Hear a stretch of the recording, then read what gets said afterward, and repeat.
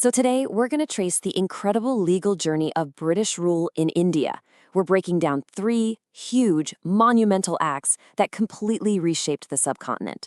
We're talking about a shift from a trading company to a full-blown empire, and then all the way to laying the groundwork for a modern constitution. All right, let's get right into it. And really, this is the question that everything hangs on. I mean, think about it. For about 100 years, the East India Company, a private corporation, was pretty much the ruler. But then the massive revolt of 1857 happens, and it changes everything. It basically forced the British government to step in and totally rewrite the rules of the game. So here's our game plan for today. First, we'll look at the moment the Crown took total control in 1858. Then, we'll jump ahead to 1919 to see the very first steps towards self-rule. We'll also dig into that weird diarchy experiment that came with it. After that, we'll tackle the massive blueprint for a federation in 1935. And finally, we'll wrap it all up by looking at the legacy of all these changes. Okay, first stop, 1858.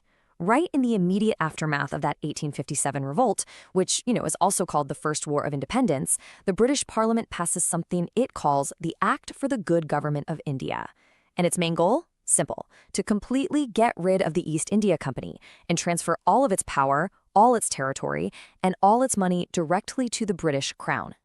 Now, this slide really shows you just how dramatic that power shift was. Before 1858, you had this really complicated, messy, double government system with a board of control and a court of directors. After 1858, all of that is just swept away. It's replaced by one super powerful person, the Secretary of State for India, who was a member of the British cabinet, and he had a 15-member council to help him out.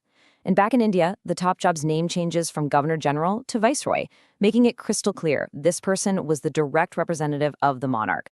And to put a face to this huge change, Lord Canning, who was the Governor General right when the revolt was happening, becomes the very first Viceroy.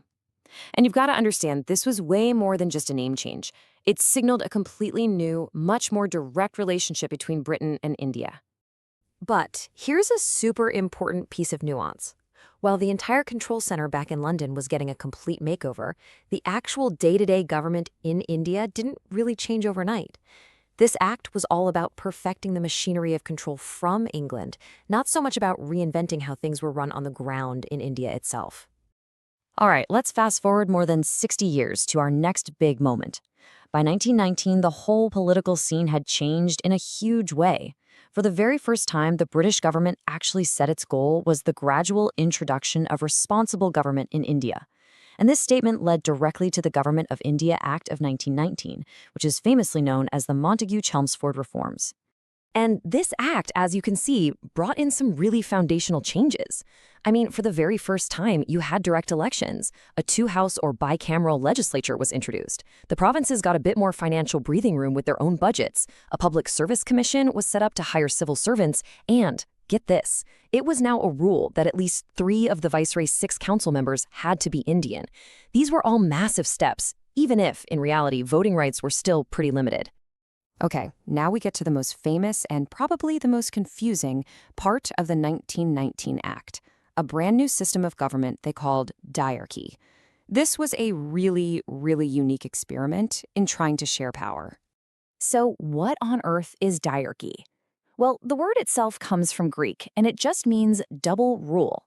And honestly, that's exactly what it was.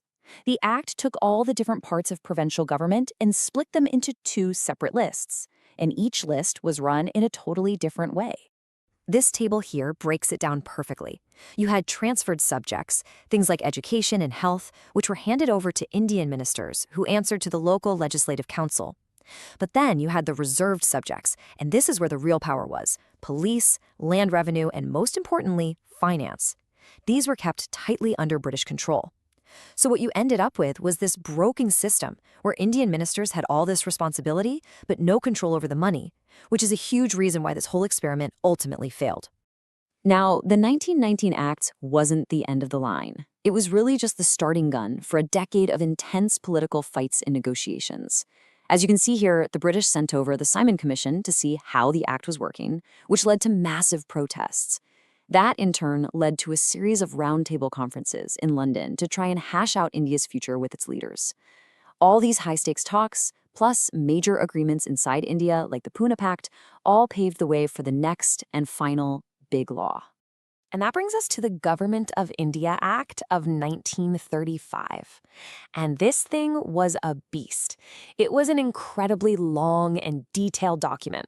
Actually, the longest law the British Parliament had ever passed at that time.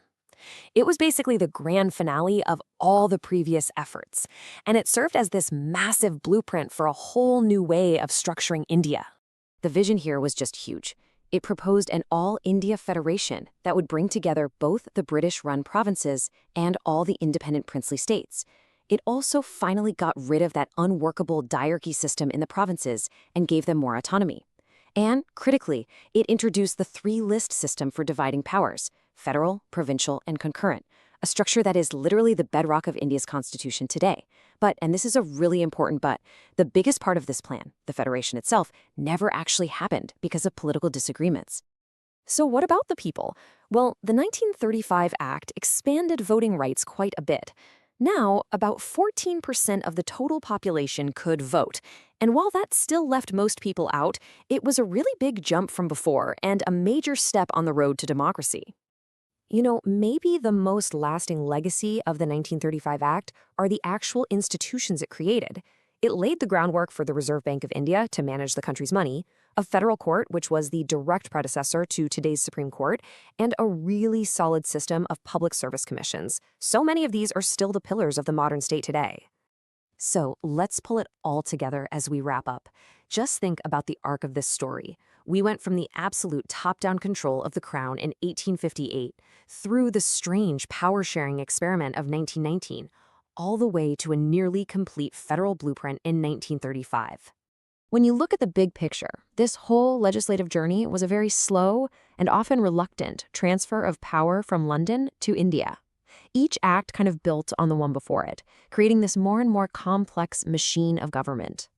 And that very machine, designed by a colonial power, would become the direct foundation that the independent nations of the subcontinent would later use to build their own constitutions. And that leaves us with one last thing to think about. From the way powers are divided between the center and the states to the very institutions that run the civil service and the economy, the echoes of these colonial-era laws are everywhere.